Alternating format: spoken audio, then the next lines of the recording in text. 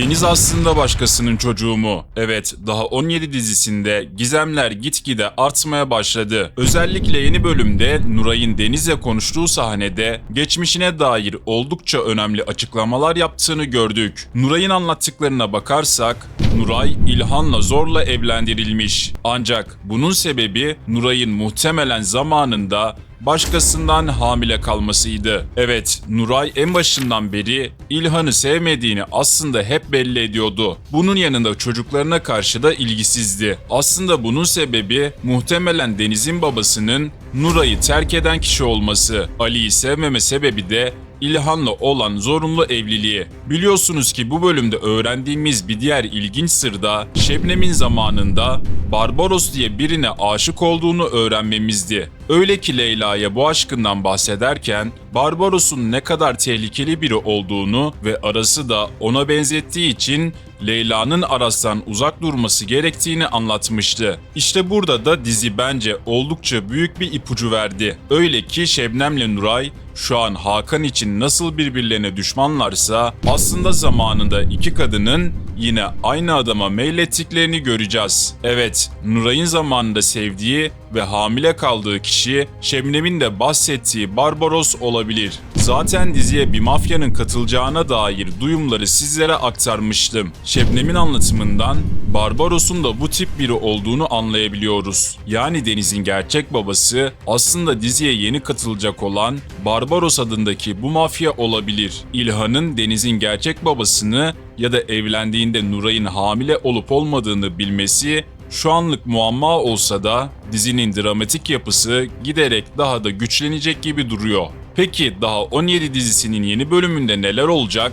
Videoyu beğendiyseniz gelin incelememize devam edelim. Evet, diziye mafyanın katılacağı, geçen bölüm Serhat'la hemşire aracılığıyla iletişime geçen kişilerden belliydi. Öyle ki Serhat'ın aslında daha büyük bir oyunun parçası olduğunu anlamış olduk. Peki bu kişinin amacı ne? İşte burada da karşımıza yine Şebnem çıkıyor. Yani Şebnem'in zamanında Barbaros yerine Hakan'ı tercih etmesi, Barbaros'un Şebnem'den intikam almak istemesine sebep olmuş olabilir. Bundan dolayı da aslında Aras'la Demir'in kardeşlik hikayesini kullanmak istiyor. Peki Teoman gerçekleri hatırlamaya başladı mı? Teoman fragmandan gördüğümüz üzere basketbol sahasında uyurken muhtemelen bir kabus görüyor. Biliyorsunuz ki Teoman zamanında abisine gitmek istediği için kaçmak isteyerek evi yakmış ve bunun sonucunda da Leyla'ya istemsizce zarar vermişti. Yani Leyla bu yangında ciddi bir şey olmasa da zarar gördü. Fakat Leyla bir şekilde bu travmasını atlatmış gibi gözüküyor.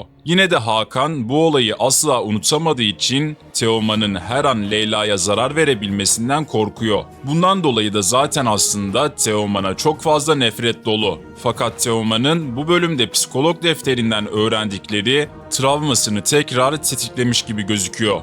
Teoman aslında yavaş yavaş geçmişine dair sorgulamalara başladı. Uyurken gördüğü kabus yüzünden yine Leyla'ya zarar verdiğini düşünen Teoman krize girerek Leyla'nın yanına gitse de Deniz Teoman'ın durumunu fark ederek ona tokat atıyor. Evet, bu tokat Teo'den hayranları için ne kadar üzücü olsa da aslında Deniz'le Teoman'ın bence daha da yakınlaşmasına sebep olacak. Sonuçta Teoman Deniz'e yapmacık olmadığı için sempati duyuyor. Peki Hakan ne yapacak? Aras fragmanda Hakan'a hiç güvenmemesine rağmen Serhat'ın bir şeyler bildiğinden bahsederek onun yanına girmeye çalışsa da bence Aras bunu planlayarak yapmış olmalı. Çünkü en başından beri Hakan'ın neler çevirdiğine tek tek şahit oldu. Yani en azından Akkayaların bir şeyler sakladığının farkında. Bölüm sonunda Demir'in çocukken yaşadığı eve giden Aras muhtemelen burada Teoman'ın olduğunu göremeyecek. Zaten o evde Teoman'ın bulunduğunu görürse Aras'ın kafasında her şey oturacaktır. Bundan dolayı da Aras tam evin içine gireceği sırada muhtemelen önüne bir engel çıkacak ve Teoman'la karşılaşamayacaklar. Fakat Aras'ın Hakan'a Serhat hakkında bir şeyler anlatması oldukça garip.